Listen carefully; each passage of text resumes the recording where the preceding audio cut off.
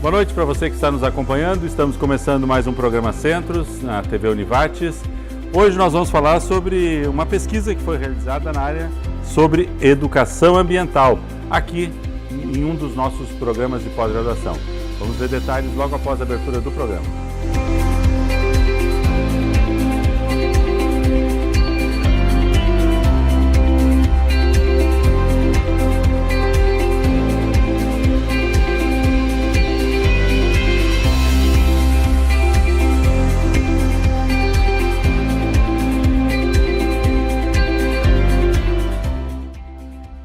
Começando o nosso primeiro bloco, programa Centros de hoje, cujo tema é sobre pesquisa sobre educação ambiental. Essa pesquisa foi realizada no nosso programa de pós-graduação em Ambiente e Desenvolvimento. Temos aqui conosco para falar a respeito do tema as professores Luciana Turati e Jane Mazarino. São professoras que foram também orientadoras do trabalho, né? E a nossa pesquisadora, aluna aqui do programa de pós-graduação, a Luzia Klunk, né? que foi autora desse trabalho, que nós vamos detalhar um pouquinho mais. Obrigado pela presença de vocês, prazer sempre em recebê-las, mas eu convidaria primeiro as professoras para nos ajudar a esclarecer um pouquinho o que é o nosso programa de pós-graduação em Ambiente e Desenvolvimento. Qual é o escopo dele, qual é a área de atuação, por favor. Bom, então o PPGAD, né? Ambiente e Desenvolvimento, o foco é trabalhar as relações entre desenvolvimento e ambiente a partir de uma linha interdisciplinar. Então, a gente tem professores de diferentes áreas, né? Biólogos, matemáticos, antropólogos, do direito, da comunicação, diferentes áreas, engenharias, né? Olhando para essa questão do desenvolvimento e do ambiente.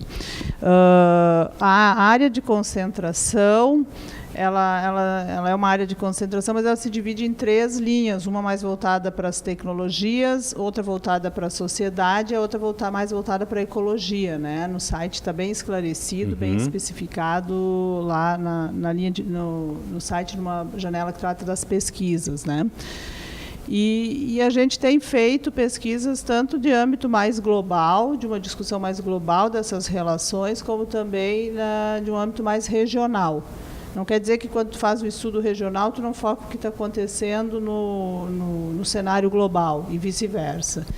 No caso das nossas pesquisas, do nosso grupo, a gente tem sempre buscado uma pesquisa em que eu aprenda o que está acontecendo, visualize, investigue o que está acontecendo nos processos socioambientais, porque o nosso foco é socioambiental, somos das ciências sociais aplicadas, principalmente no nosso grupo de pesquisa, observando e investigando processos socioambientais, focando principalmente aquilo que tem acontecido, tem funcionado para melhorar essas relações da sociedade com a natureza, onde o ser humano se perceba parte da natureza, não a parte também, e buscando trazer esse conhecimento aplicando na região. Esse tem sido, assim, eu coordeno Comunicação, Educação Ambiental e Intervenções, o CEAME, que é um grupo de pesquisa atrelado ao PPGAD, ligado ao CNPq, e o nosso foco tem sido esse. Então, de buscar uma certa aplicabilidade social, uma contribuição social a partir das pesquisas. Não quer dizer que eu já faça isso durante a pesquisa. Cada vez mais estamos tentando fazer pesquisa e intervenção. Mas, quando isso não acontece durante, que pelo menos os resultados dessa pesquisa seja levado de alguma forma de extensão ou como um serviço da Univates para a região. Então, o nosso foco é esse, e até porque a Univates é uma universidade voltada para o desenvolvimento regional. A gente tem se atrelado a isso. Perfeito. Professora Luciana, podemos dizer que isso é uma tendência, ou isso é uma linha de condução mais contemporânea dos programas de pós-graduação, não haver essa especificidade como se observava antigamente, é um programa de pós-graduação só no direito, só na engenharia, só na comunicação. Essa questão da interdisciplinaridade como um elemento, um olhar complementar sobre um mesmo ambiente, uma mesma situação. E como é que se dá a aproximação dos professores com formações diferentes quando se busca essa complementariedade? Eu não sei se eu tenho autorização para falar em tendências, mas, né, se nós nos apegarmos ao que as escritas da CAPES e do CNPq ao longo dos últimos anos, e principalmente nos planejamentos, que eles, né, nos desenhos que eles fazem para pesquisa, as orientações que esses documentos contêm, sim, são no sentido de que os programas sejam compostos a partir desse olhar mais interdisciplinar. Então, há tempos atrás, inclusive, se falava, né, que uma tendência, de fato, então, dos programas seria nesse sentido, né, de não mais buscar a especialização, mas compor, né, estruturas mais interdisciplinares. E é o que acontece com o nosso programa, né. Como área, efetivamente, dentro da CAPES, o nosso programa está localizado dentro das ciências ambientais, né. Ele não se classifica como um programa interdisciplinar, certo. Mas a base dele, essa classificação para outros programas. Né? Essa classificação para outros programas. Mas a base, a Constituição curricular, entre outros, é interdisciplinar, né? E isso, dentro do contexto ambiental, se coloca como algo, a meu ver, inclusive, essencial até para a compreensão do movimento ambiental, né? Uma vez que se fala hoje muito na ideia da complexidade, enfim, e essa requer esse olhar das mais diversas áreas de conhecimento, né, para a construção do todo, né? Então, me parece que qualquer programa que se relacione com a questão ambiental, ele necessariamente vai ter que adotar a interdisciplinariedade como mote principal. Na questão dos professores, essa aproximação ela tem que se dar de uma forma natural, né? Porque são efetivamente parcerias que são estabelecidas ali, né, dentro dos grupos de pesquisa, entre outros, enfim. Então, tem que haver afinidade, efetivamente, para que isso aconteça, né?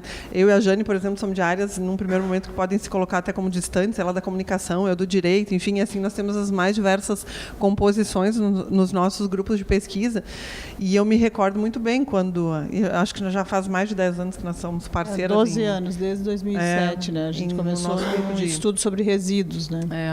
Onde eu entrei no projeto que era coordenado pela Jane, no grupo de pesquisa dela, e para mim era tudo muito novo, na oportunidade, eu não tinha nem concluído o doutorado, enfim, né, mas com aquela intenção de tentar ver onde eu poderia tentar contribuir, né? E ali, na época também, nós tínhamos engenheiros, tínhamos profissionais da área da administração e outros profissionais ali atuando, né? E era uma primeira proposta, então se tinha um primeiro desenho da pesquisa, e a pesquisa vai avançando, alguns saem, outros entram, então na verdade é um grande movimento, né? A gente acaba estabelecendo um fluxo dentro desses processos de pesquisa, e onde os professores vão encontrando as suas afinidades para poder colaborar.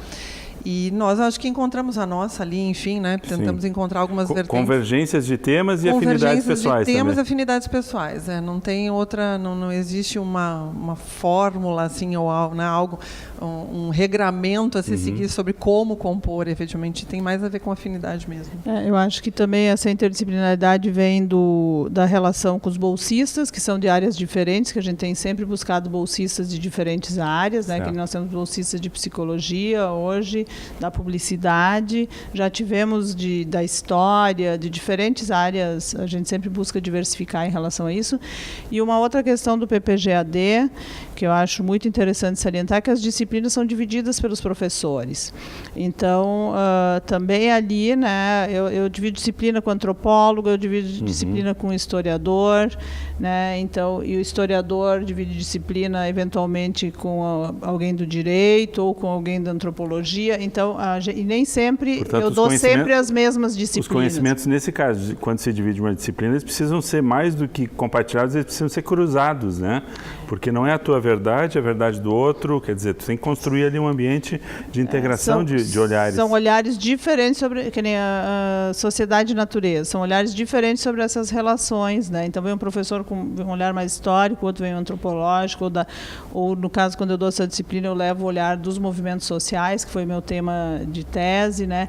Então, vem com as suas contribuições. E essa disciplina nem sempre é dada por mim e pelo professor Laroque, por exemplo. Às vezes, ela é dada por mim e pela professora Margarita, ou pela Luciana e o professor Laroque. Certo. Então, essa composição vai mudando, né?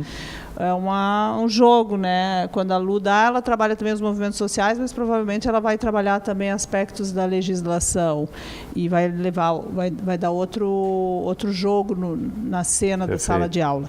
E um outro elemento é que nós atraímos alunos das mais diversas áreas, e porque a gente tem também o sistema modular, que o aluno pode fazer o curso ou em julho ou em janeiro, né, intensivo. Então a gente tem atraído pessoas de diferentes regiões do Brasil. E é isso, a aula é um encontro, interculturalidade na veia, né? Porque a gente se depara com problemas ambientais do Tocantins, do Pará, da Amazônia, de Minas Gerais, do Ceará, que eu tenho orientando do Ceará, e daí eventualmente os alunos daqui fazem no sistema modular também, tem essa troca e as visões de mundo e sotaques, e os problemas têm suas especificidades, por exemplo, as disputas territoriais na região norte são muito mais acirradas, onde os líderes dos movimentos sociais, a gente vê na mídia que estão sendo assassinados, né? No Rio Grande do Sul é diferente, né? Então essa questão das percepções dos Brasis, né, que compõem o Brasil a partir da ótica ambiental. Perfeito. Luzia, eu quero ainda te ouvir um pouquinho, estamos fechando o bloco, mas qual é a tua área de formação original e por que tu escolheste o mestrado e o doutorado nesse programa? A minha área de formação é em Direito e depois eu fiz uma especialização também, então era focado mais no Direito, também estava advogando antes de iniciar aqui no PPGAD, então era bastante voltado à área jurídica. E quando eu me candidatei e pretendia a vaga aqui, a minha ideia era conhecer a área ambiental e por ser um programa interdisciplinar, então minha ideia era essa. Mas a partir do momento em que eu ingressei, começaram as aulas, as saídas a campo, conhecer as pesquisas que estavam sendo desenvolvidas aqui, os grupos de pesquisa, foi realmente um marco para mim na minha vida, porque foi um grande ampliar assim, da minha visão de mundo até. Né, conhecer as pesquisas que estavam tanto nas 3 linhas, né, mais voltadas para a área ecológica, outras mais voltadas para a área social. Isso faz com que a gente tenha um novo olhar. Né? Eu que estava bastante focada só na área do direito, para mim foi bastante marcante, assim, isso na minha vida pessoal e profissional. Por essa visão mais ampliada de mundo. E realmente essa experiência, nas mostras de pesquisa, por exemplo, que é um momento em que a gente para ouvir as pesquisas dos colegas e trocar, e a gente aprende bastante com isso, com essa interdisciplinaridade, a gente ter colegas de todas as formações, a gente começa a ver as coisas de outra forma, né? E as saídas a campo, como eu falei, né, a gente tem a experiência prática, né, de ir aos locais e verificar isso em loco, né, vivenciar isso. Isso é muito grandioso, assim. E então fiz o mestrado e depois segui no doutorado ainda no PPGAD. Perfeito. Ok, fechamos o primeiro bloco. Na sequência, nós vamos ouvir a Luzia ainda também para nos falar um pouquinho de desses projetos que ela conheceu no Paraná e que foi a raiz de toda a pesquisa que ela desenvolveu aqui. Já voltamos.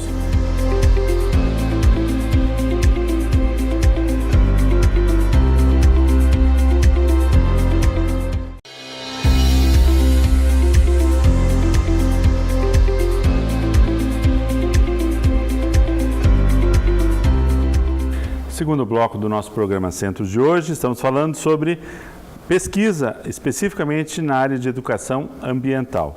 Conosco aqui as professoras Jane Mazarino e Luciana Turati, são professoras e orientadoras do trabalho especificamente, atuam no programa de pós-graduação em Ambiente e Desenvolvimento aqui da casa, e também a Luzia Klunk, que é a pesquisadora, autora do projeto. Luzia, nos conte um pouquinho, tu estavas falando aí no bloco anterior sobre a importância das saídas a campo, das experiências, do compartilhamento, e como é que foi que tu entraste em contato com a ideia original, um exemplo do teu projeto que tu resgataste e trouxeste para cá? Bom, no mestrado, então, a minha pesquisa foi mais voltada para a área do direito, né? Eu investiguei os termos de ajustamento de conduta do Ministério Público aqui de Lajeado. Então, eu fiz uma varredura, assim, de 6 anos dos TACs, né? Os termos de acordo de ajustamento de conduta, que tinham sido firmados, e entrevistei as pessoas. que tinham feito então esse acordo. E aí constatei que a maioria delas acabou fazendo esse ajustamento para encerrar com aquele dano ambiental supostamente cometido, né, para encerrar com aquele procedimento, que é um procedimento administrativo, e não se incomodar mais, né? Então, muitas vezes contratavam um profissional, um biólogo, um advogado para resolver para eles e para encerrar, né, se fosse preciso pagar alguma multa ou fazer alguma medida de compensação, preferiam encerrar, assinar um acordo perante o Ministério Público para não ter que se incomodar mais. E eu percebi que não gerou uma reflexão sobre aquele dano ambiental, não gerou uma reflexão sobre aquele bairro, aquela coletividade, o que aquilo poderia ocasionar até no próprio vizinho. Ou mesmo uma mudança de conduta do infrator. Exatamente. Então, verificando que isso não gerava uma conscientização, se dá para se chamar assim, eu parti para a educação ambiental, então, como uma segunda hipótese. Certo. Então, essa foi a pesquisa do doutorado. E aí, em contato com as professoras, né, a professora Jane me apresentou o Cultivando Água Boa, que é um projeto que funciona lá coordenado, né, pela Itaipu, na Bacia Hidrográfica do Paraná 3. E envolve 59 municípios, então, daquela região. E aí, então, nessas conversas, nós achamos, então, de investigar como funcionava, até porque havia um reconhecimento de ser o melhor programa de gestão de águas do mundo, né? Um reconhecimento pela ONU, que até deu uma premiação para Itaipu em 2015. Então, surgiu esse interesse em investigar o que eles faziam que dava certo, né, na área da educação ambiental, que gerava essa comoção das pessoas que ali estavam no programa, esse engajamento que se dizia acontecer no programa. Em síntese, ainda não trazendo para cá, o que era o projeto lá? Qual é o diferencial deles lá no Paraná? Esse envolvimento da comunidade e a amplitude desse programa, porque ele envolve muitos municípios, muitas pessoas, envolve universidades, instituições, sindicatos, uma gama muito grande de instituições e pessoas. E ele também tem diversos projetos, são mais de 20 projetos nas mais diversas áreas, tanto de comunidades indígenas, como trabalho com catadores de lixo, tem um programa específico da educação ambiental, que foi o foco da pesquisa, né? Nós tivemos que fazer um recorte, porque ele é muito amplo, então nós focamos na área da educação ambiental, que tem uma aplicação do Profea, que é um programa federal, né, do Ministério da Educação com o Ministério do Meio Ambiente. Então, eles aplicam o Profea. Então, o nosso interesse foi esse, de verificar como acontecia essa aplicação e como ela tinha o reconhecimento, né, de ser um programa que deu certo. Nós buscamos identificar os motivos, né, do sucesso, então, do programa. Perfeito. Que era a aplicação da política pública ambiental, de educação ambiental. Eu vou primeiro conversar com as professoras, mas depois tu nos relata como é que é a previsão de desenvolvimento dessa ideia aqui. Que tu chegaste a levar a desenvolver um pouco mais na tua tese, ou a possibilidade agora, futura, de aplicação aqui no G8. A partir da conclusão desse estudo, então é possível, né, fazer, inclusive o Cultivando Água Boa, ele é replicado em diversos países já. Certo, então, né? Ele já tem essa... Isso, a Itaipu, que é a instituição âncora do programa, é a Itaipu Brasil, porque a Itaipu é binacional, né? Então ela tem duas administrações, uma administração no Brasil, que é a da Eletrobras, e a do Paraguai, que é a ANDE. Então esse programa ele foi desenvolvido aqui na parte Brasil, né? Mas já está sendo replicado no Paraguai e em diversos outros países. Então, claro, sempre adaptando a realidades locais, né? É possível se utilizar desse estudo como base para desenvolver educação ambiental aqui. Ótimo, já vamos entrar em mais detalhes. Professora Jane, já que a senhora apresentou o projeto para a Luzia, podemos dizer que esse é um projeto que efetivamente leva para o resultado de um programa de pós-graduação multidisciplinar. Pensa-se numa solução a partir de diversas óticas, inclusive dos grupos sociais envolvidos, não só do problema. Isso, e ele coloca em prática uma política pública federal. Existe uma política pública federal de educação ambiental que é pensada na formação de coletivos educadores. É uma proposta que veio acho que foi do governo Lula ainda, que tinha Marcos Sorrentino à frente do Departamento de Educação Ambiental, que é um professor da Exalc, né? E eles propunham, então, a questão de formação de coletivos educadores para trabalhar a educação ambiental. O que é o coletivo educador? O Ministério do Meio Ambiente, o Ministério da Educação, essa área pensa um modelo, né? E aí ele é colocado em prática por algumas instituições, por exemplo, prefeituras, no caso ali, a Itaipu e as prefeituras, né? E ele foi colocado em prática a partir de vários programas, de várias iniciativas. Uma delas é efetivamente o Programa de Formação de Educação Ambiental, que busca representantes de grupos sociais naqueles 59 municípios que participam ali do CAB, né, que é o Cultivando Água Boa. Eles conversam com as pessoas e atraem esses representantes de grupos sociais para essa formação em educação ambiental, que tem um cardápio de temas. Os temas que é de interesse deles, que eles sentem falta de informação nas suas comunidades. Depois dessa formação, eles têm a obrigação de multiplicar esse conhecimento nos seus grupos sociais. Então, tudo isso que eles aprenderam, aí eles levam para os seus grupos sociais. Quais são os seus grupos sociais? Catadores, uma escola, qualquer grupo social, inclusive dentro de uma secretaria pública, né? Então, esse modelo que chama PAP, né, pessoas que aprendem participando, ou pesquisa ação participante, que eles usam essa sigla nesse sentido, tem uma conexão aí com Paulo Freire, com toda essa ideologia freiriana de educação popular.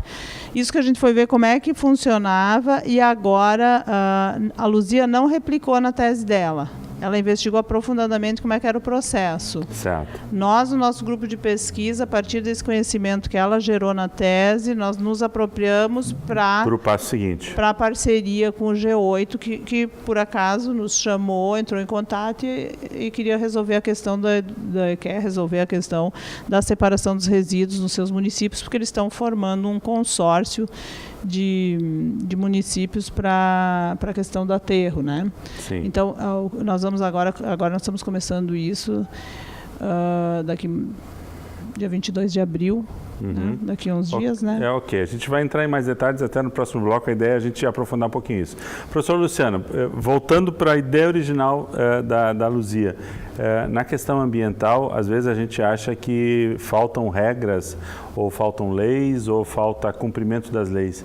E o exemplo bem claro aí de que só leis não resolvem. Às vezes a gente precisa ter muito mais envolvimento, educação, formação, porque senão a gente tem a letra fria da lei e não consegue levar isso a efeito, né? As leis, na verdade, eu acho que elas vêm como uma necessidade justamente, ou como algo que denuncia uma problemática social, né? Eu não sou fã de se sair legislando sobre tudo, porque eu acho que às vezes as leis também acabam engessando muito o processo, tentando enquadrar ou né, igualar todo mundo, colocando todo mundo na mesma situação. E em relação ao aspecto ambiental, nós temos leis suficientes para dar conta das problemáticas existentes. O que nós temos que fazer é torná-las efetivas, e aí creio eu que esses processos de educação, eles são muito potentes nesse sentido, né? Eles conseguem dar muito mais conta da eficácia esse tipo de proposta do que efetivamente as próprias leis.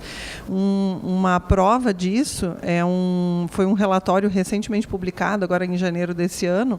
A ONU publica um relatório chamado Environmental Rule of Law, onde ela faz uma investigação das leis no planeta inteiro desde a década de 70, que foi o período após a Conferência de Estocolmo, em que os países começaram a legislar mais em relação à questão ambiental, e ela mostra nesse documento, que tem 300 e poucas páginas, o quanto ineficientes essas leis têm sido. Então, ao mesmo tempo que nós tivemos um incremento gigantesco de leis ambientais, nós tivemos um incremento gigantesco da ineficiência dessas leis.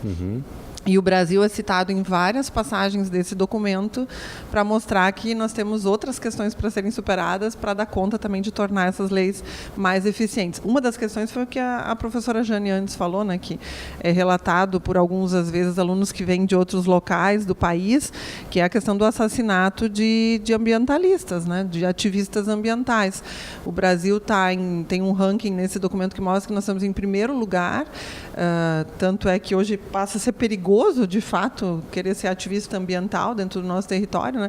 Com 527 ou 572 mortes, o segundo está lá em 100 e poucos lugares, o segundo país, né? Então, de fato, nós temos uma grande caminhada pela frente. E me parece que esse tipo de movimentação, né, no local, nas regiões, por meio de processos de educação, sensibilização, o apoio a movimentos sociais, ele pode ser muito mais produtivo, efetivamente, do que fazer mais leis para a questão ambiental. Perfeito. Fechamos o segundo bloco. Terceiro bloco, eu quero ouvir ainda um pouquinho a Luzia, como é que foi a pesquisa dela? Foi visitando lá, presenciando as atividades no Paraná, foi documental, foi no comportamento, conversando com as pessoas que faziam parte desses grupos. Como é que foi a percepção de que isso dá certo e por que lá dá certo e em outros lugares não? Ou não se faz, simplesmente, né? Vamos para mais detalhes.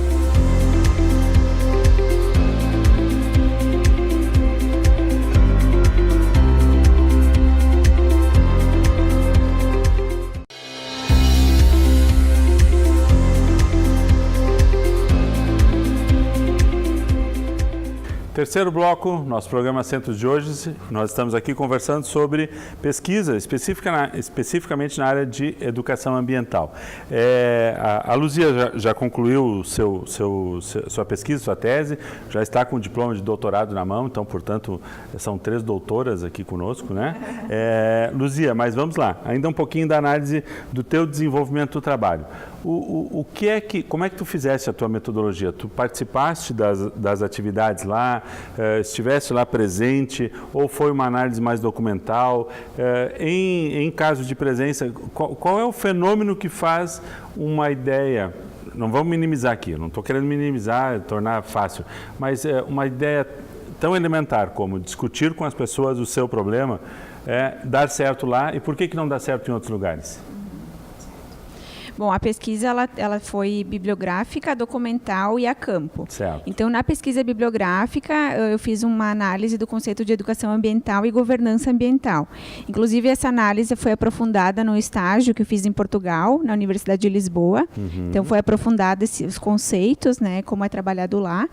E a parte documental, então, foi análise dos documentos de governo sobre a educação ambiental, o PROFEA, entre outros, da política pública em educação ambiental, e também os documentos da Itaipu, né, do programa em si. A pesquisa a campo foram vários momentos, né, de deslocamento até lá. Nós participamos, eu e as professoras também, do encontro anual do CAB, que é um evento anual que eles realizam, né, de palestras, oficinas e até encontros de grupos, né, para trocar informações sobre os projetos. Também participamos do pré-CAB, que é um evento anual, então, que eles fazem uma retrospectiva, uma avaliação e um planejamento das próximas ações. Certo. E também nas idas até lá, eu entrevistei, né, muitos educadores ambientais. Eram diversas horas assim de gravações depois, né? Então, com base nessas falas das entrevistas e com base nas observações desses encontros, também estive no encontro de formação de educadores ambientais, que eles realizam constantemente, assim, uma vez por mês. Eles realizam encontros de formação para estudar a legislação ambiental, para estudar. Então, eles têm muito isso de realizar encontros para trocas de informações entre os educadores ambientais, né? Tanto com relação às práticas, né, o que eles estão fazendo nas comunidades de aprendizagem, que é o local onde eles aplicam, né, essa educação ambiental, como sobre legislação, documentos até globais sobre educação ambiental, na área da educação, como a professora Jane falou, sobre Paulo Freire, entre outros. Então, eles têm diversos encontros. E eu tive, então, também avaliando isso, observando e entrevistando as pessoas que participam. Certo. Mas tu disseste antes que um dos grandes ganhos, um dos grandes feitos do projeto é o grande envolvimento com a comunidade em si. Quer dizer, tem o lado do educador ambiental, mas a participação das comunidades. E por que isso dá certo lá, especificamente? E a gente tem outros projetos com propósitos semelhantes, mas nem sempre vai a efeito. Foi possível concluir na pesquisa que as pessoas que participam, elas já tinham um histórico de militância na área ecológica e também na educação. Então, a maioria desses líderes comunitários, eles tinham uma formação ou na pedagogia ou ou na biologia, já trabalhavam, antes mesmo de entrar no programa, com algum movimento de uma horta comunitária ou alguma coisa pequena no seu bairro, na sua escola, já tinham algum envolvimento. Então, o grande sucesso do Cultivando Água Boa foi reunir essas pessoas que já tinham uma certa liderança na área da educação ambiental e incentivar elas, tanto com recursos financeiros para o desenvolvimento dos projetos, como na questão das trocas, né? E assim, palestras com pessoas de renome. Então, elas passaram a ter mais conhecimento, a serem valorizadas, né? Isso fez com que elas me relatavam que o trabalho de formiguinha de antes ganhou reconhecimento, né? Ganhou vida, porque passou a ser divulgado, passaram a ver que outras pessoas também faziam, que elas não estavam sozinhas. Então, esse movimento começa juntando pessoas que têm esse interesse, têm essa liderança. A partir daí, elas vão multiplicando e vão gerando outros líderes. Então, essa multiplicação e essa reunião de pessoas e a motivação dessas pessoas para trocas, para desenvolverem mais, e também a parte financeira, né, esse incentivo financeiro, fez com que o programa fosse se ampliando, né, cada vez mais e tendo esse sucesso.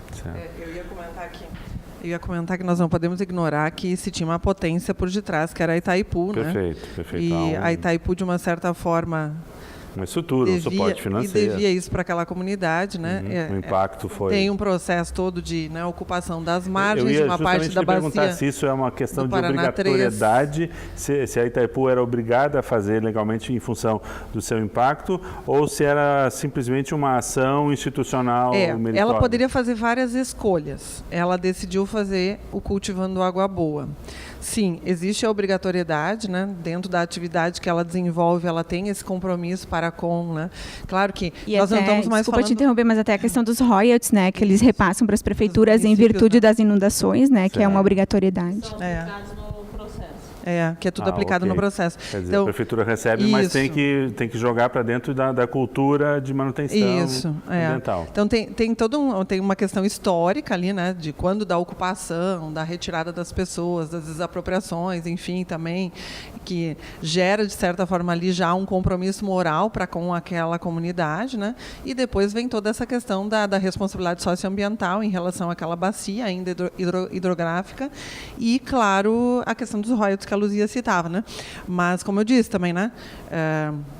Ela tem a obrigação, ela poderia ter feito várias opções dentro dessa obrigação. Ela opta por um Cultivando Água Boa, né? Então, claro, é um conjunto de fatores, né? Tem a questão da potência da Itaipu ali, da questão dos financiamentos, né, que ela promoveu a esse processo, que potencializaram todo o programa. Mas tem as escolhas também e a vinculação dessas escolhas a lideranças ali da própria Itaipu e também do próprio programa, né? Isso aí que eu queria complementar. Quem estava no Departamento de Meio Ambiente, no setor de meio ambiente da Itaipu, que pegou e abraçou esse projeto e criou, é um ex-atingido pelas barragens.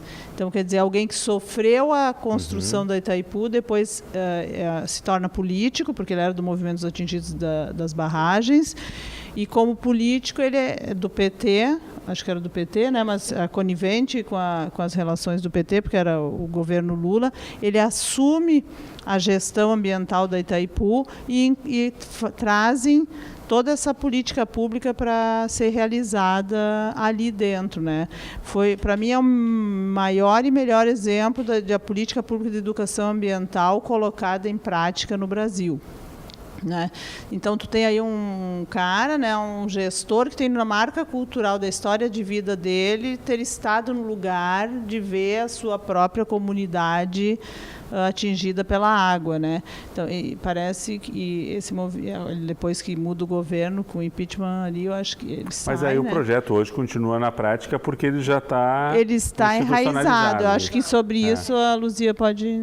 Agora, então, o pessoal técnico e até alguns diretores de setor de educação ambiental lá da Itaipu permanecem. Trocou a diretoria maior, superior, mas a diretoria da educação ambiental, os técnicos que trabalhavam no projeto, todos permanecem. E eles são muito engajados, né? Todos esses ali de Itaipu, eles são constantemente estão em reuniões, estão reunindo pessoas, estão saindo, então eles são bastante engajados, esses continuam. E também já está enraizado. As próprias prefeituras, quando troca governo de prefeitura, também permanecem as atividades. Então está bastante já enraizado, né, o programa. Uma característica regional. Isso. Já. E uma facilidade também do Cultivando Água Boa é essa facilidade de Itaipu em chegar nas prefeituras, nos prefeitos, né? Então, a potência tanto financeira como a potência de conseguir, né, agendar reuniões com líderes, com prefeitos. Em que pese ser uma multinacional, ela tem essa relação de confiança mesmo com lideranças comunitárias pequenas, porque buscam uma sintonia, né? Está legitimado, é uma empresa muito bem vista, né? Mas tem uma coisa muito interessante, e como eles foram estratégicos, eles foram construindo pactos com os municípios. E fez parte desses pactos, por exemplo, a criação de uma legislação de educação ambiental nos municípios. De cada município ter um educador ambiental. Certo. Né? Então, isso a gente não vê aqui, por exemplo. Nós não temos uma legislação de educação ambiental municipal. Não é que seja necessário, porque tem a federal, né, estadual está previsto. Mas eles criaram isso. Eles foram criando pactos e foram regionalizando as leis de uma forma que isso hoje é parte da cultura deles. Perfeito. São quantos anos, Luzia, que o CAB existe? Desde 2003. E isso São permite que o 16 anos de projeto. Perfeito. Né? Isso permite que o projeto sobreviva a legislaturas municipais, né? Isso. E essa foi uma coisa que, quando houve todo esse processo do impeachment, ela estava no meio da... Estava no início, já tinha feito algum campo ali.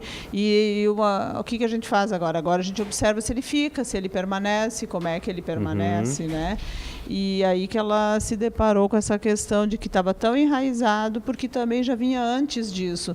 Então, essa estratégia de que a gente necessariamente, quando vai construir um processo de educação ambiental, a gente não tem que começar a sensibilizar para a criação para que um educador ambiental se forme, mas talvez começar por aqueles que já estão aí com essa demanda de formação e de organização para o seu fazer, que já fazem no dia a dia, e depois, a partir deles, sensibilizar outros, né? Que é esse coletivo educador, que é essa pirâmide, né? Do PAP 1, PAP 2, PAP 3, que é o multiplicador.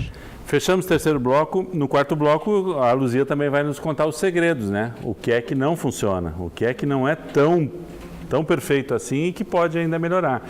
E a partir daí, como é que a gente pode trazer isso aqui para a nossa região? Já voltamos.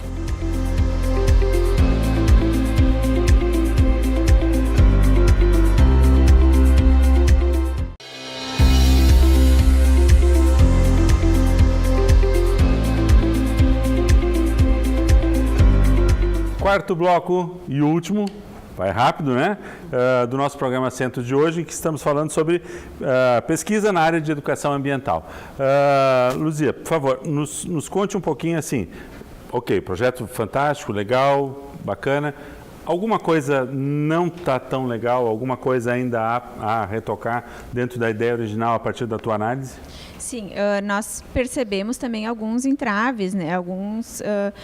Tem alguns pontos que ainda há dificuldade no programa e que eu pude perceber que no programa que eu visitei em Portugal também acontece. Então, daqui a pouco é uma característica desses programas que envolvem a comunidade. Lá no Cultivando Água Boa, eles não têm um registro específico de dados. Se eu perguntar hoje quantos programas trabalham sobre resíduo, eles não sabem me dizer, porque eles não têm um banco de dados de quantas são as comunidades de aprendizagem, o que trabalham. Certo, uma centralização não tem isso. Todo. E, inclusive, esse é um aspecto levantado pelos educadores ambientais que eu entrevistei, de que eles sentem essa falta.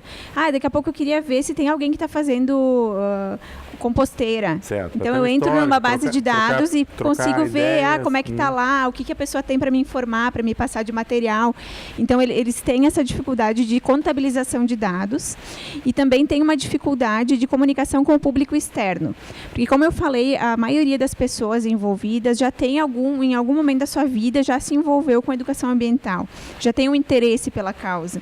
Então, com o público externo ao programa, tem uma dificuldade de comunicação, de divulgação. Então, nesse aspecto, né, a comunicação com o público externo, o registro, e esse registro, por vezes, dificulta a comunicação interna, porque eles têm dificuldade de saber quem está trabalhando a mesma coisa que eu, enfim. Certo. Então, esses aspectos que eu noto que é uma dificuldade quando o programa é amplo desse jeito, né, envolve tantas pessoas como envolve ali. Perfeito. Eu lembro que quando da oportunidade que nós estivemos lá, eu e a professora Jane também acompanhando a Luzia, nós perguntávamos para outras pessoas, né? A Jane, numa oportunidade, perguntou para um taxista, nós lá, né? Já ouviu falar do Cultivando Água Boa? E ele, né? E assim a gente insistia, às vezes, né, questionando no hotel, enfim, outros momentos assim, com pessoas que não estavam vinculadas diretamente ao programa. Então, isso despertou também esse interesse da Luzia investigar. Bom, será que eles estão conseguindo comunicar o programa para além dos seus próprios educadores? Né? De que forma eles estão informando isso para a sociedade, né? E foi o que a Luzia acabou percebendo, né? Porque, de fato, né, se é um programa que deu tão certo, ele não pode permanecer só ali no território da Itaipu, né, ou da bacia do Paraná 3, né? Ele tem que ser irradiado para outros horizontes e principalmente também porque isso vai contribuir para esses processos de difusão da educação ambiental. Né? Então ele está muito centrado ali no programa em si, nos atores do programa, né? Essa foi uma das. Agora até me lembrei de uma fala de uma educadora ambiental que ela dizia: lá em casa, se eu falo, eles não entendem bem o que eu estou fazendo, eles não entendem bem o que é o programa na minha casa, na minha família. Certo. Então eles também me relatam isso, que há uma certa dificuldade em comunicar com o público externo. Embora seja um programa amplo que envolva muitas pessoas, ainda tem essa dificuldade de que as pessoas que não estão nele entendam o que é e o que faz o programa. Perfeito. Professora Jane, então a gente tem esse desafio de fazer o conteúdo ambiental se tornar cada vez mais parte da nossa discussão, do nosso dia a dia. E qual é a ideia pós-pesquisa da Luzia para tentar trazer essa ideia aqui para a nossa região? Bom, primeiro eu queria ressaltar o aspecto da comunicação, né? Não tem educação sem comunicação, sem um processo de comunicação que tu se conecte com o repertório do outro, né? Se essa mulher não estava conseguindo na própria família, que ela tem o repertório, que é o repertório principal dela, cultural, né? Então, as questões também da gente qualificar os processos de comunicação em situações de educação ambiental, né? Essa é uma questão. O que nós vamos fazer aqui, a partir de dia 22 de abril e até dia 3 de dezembro, nós temos o desafio de fazer uma formação em educação ambiental só voltada para resíduos, não é algo tão amplo quanto a formação do Itaipu. E só que ela vai se dar nos 8 municípios, nós vamos reproduzir a mesma formação. Então, nós formatamos uma metodologia em que nós teremos um primeiro encontro com os responsáveis pelo setor ambiental de cada um dos 8 municípios do G8. E aí depois 5 encontros com os grupos que eles vão reunir para nós, que eles vão trazer para a comunidade, da comunidade essas lideranças. E no final a gente vai fazer uma avaliação. Essas lideranças, esses multiplicadores, vão ter um mês para trabalhar com o seu grupo aquelas questões, comunicar essas informações ambientais e um mês depois eles vão nos relatar o processo que vai ter sido planejado antes conosco, eles vão, realizam e depois eles voltam e relatam o que funcionou, o que não funcionou, as limitações que eles observaram. Então eu considero assim, não são municípios grandes do G8, né? Mas a gente vai atingir 8 municípios do Vale do Taquari. É uma oportunidade interessante, é uma valorização do saber da universidade pelos setores públicos da região, que é uma busca que a gente tem feito há bastante tempo, desde 2007, quando a gente fez pesquisa com resíduos aqui.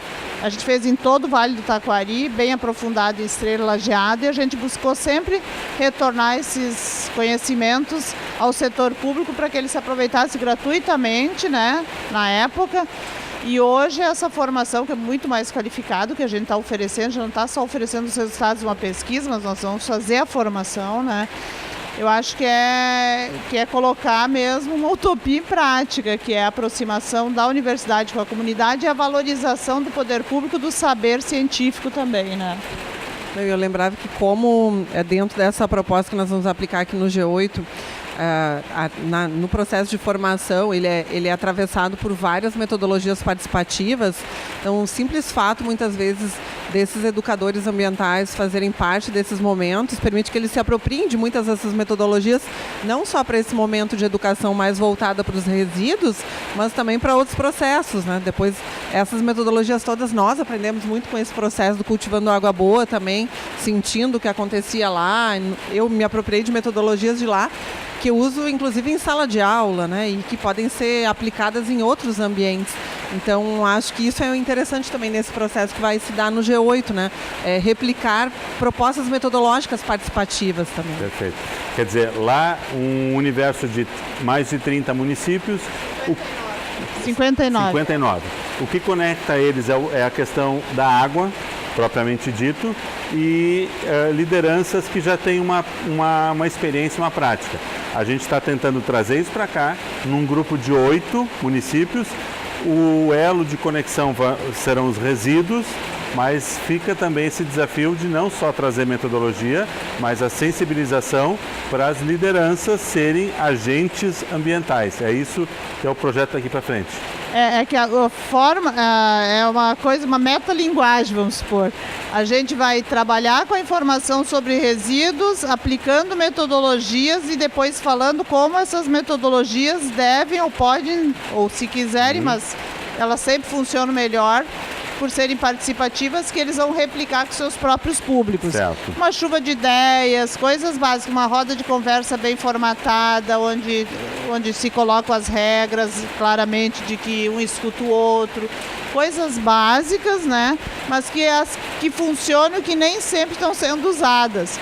Né? Então, a gente vai fazer a formação sobre o tema resíduos, mas também uma formação sobre metodologias, concomitantemente. O que dessas metodologias elas deixam transparecer é que com esse tipo de método mais participativo, as pessoas se sentem implicadas no processo, né? Porque a gente fala hoje em dia, um dos grandes desafios da democracia é torná-la mais participativa. E a gente se pergunta, bom, mas como fazer isso, né? Quando eu faço uma audiência pública na área ambiental, eu estou promovendo um processo de participação, se eu colocar uma liderança lá na frente, falando o tempo todo e as pessoas somente ouvindo, pode até pro forma, ou dentro da forma, ser um processo de participação, mas não é um processo de participação de fato. Então, a metodologia participativa, ela vai dando voz para quem está presente no processo, e isso, além de legitimar essas vozes, faz com que eles se sintam reconhecidos, que foi muito do que a gente viu nesses processos, do que a gente chama da pré-conferência, do pré-CAB, né? Onde todo mundo falava, catador, indígena, todo mundo tinha vez e voz. O que eu tenho a ver com isso? O que eu tenho a ver com isso? Então, eles se sentiam reconhecidos. E traziam os problemas e as soluções que eles achavam lá para frente, era um fórum democrático, né? Às vezes era dentro de igrejas, dentro de salão comunitário, em qualquer lugar, né? Às vezes não era o lugar ideal, o espaço, mas aquilo ficava menos, tinha uma importância menor diante do que unia eles lá, né? E eu só queria falar que eu acho que o incômodo com que a Luzia terminou o mestrado, ela não terminou o doutorado, porque o que ela foi buscar, esse incômodo que ela foi buscar, né, assinar um termo não muda a atitude. Eu vou lá e faço menos pior para mim, né? Mas o que muda, né? Muda quando tu consegue sensibilizar um sujeito que já está pré-sensibilizado, talvez, porque já é aquela professora que trabalha com as questões ambientais na escola, já é um catador que tem uma noção que o trabalho dele não é socioeconômico somente, mas tem um cunho ambiental, né? Quando tu percebe que aquele cara que está no departamento do meio ambiente, ele realmente ama aquela questão da natureza.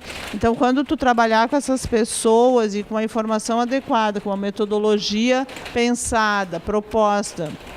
Eu sou meio assim com as políticas públicas, né? Porque às vezes elas vêm de cima para baixo, e essa me pareceu que funciona bem. Ela é muito simples, né? E dá para trabalhar outras coisas com essa metodologia. Eu posso trabalhar poesia, cultura, um monte de coisa, né? A gente vai se apropriar porque é o nosso fazer no PPG-AD. Mas eu acho que é a questão de que tu terminou o doutorado com uma outra energia, né? Do que quando tu chegou para mim um pouco frustrada ali, porque alguma coisa não tinha ficado, né? E é sempre legal terminar o mestrado com uma questão para o doutorado. Certo. Terminar um trabalho de conclusão de graduação com uma questão para o mestrado, né? E terminar um doutorado com uma questão para a vida, talvez. Né? Eu acho que é por aí, uma coisa vai levando. Aí tu vê que a tua vida está conectada nos teus projetos. Uma linha. Vou terminar então com a Luzia. Luzia, terminando o teu doutorado, o que sobrou agora? Qual é o teu próximo desafio, teu próximo passo? É exatamente como a Jane falou, né? A gente acaba levando para a vida, né, as nossas pesquisas, todas as pessoas com quem a gente conversou durante esses 4 anos de doutorado, mais os 2 no mestrado, né? Diversas entrevistas, diversas observações. Então a gente começa a ouvir tantas pessoas, né? Então é um conhecimento que a gente leva para sempre. E sim, eu tenho essa sensação realmente de que agora eu vejo que tem quem está fazendo, tem coisas que estão dando certo, né? Isso é bastante importante também na área ambiental. Né? Perfeito. Tomara que a gente possa estar acompanhando a implementação dessas novidades aqui no G8 e que isso traga bons resultados, boas metodologias, muita participação, e a gente vai estar junto nessa empreitada aí. Muito obrigado às nossas convidadas de hoje, obrigado principalmente a você que nos acompanhou no programa Centro de hoje. Voltaremos na próxima semana com um novo tema aqui na TV Univates. Até lá!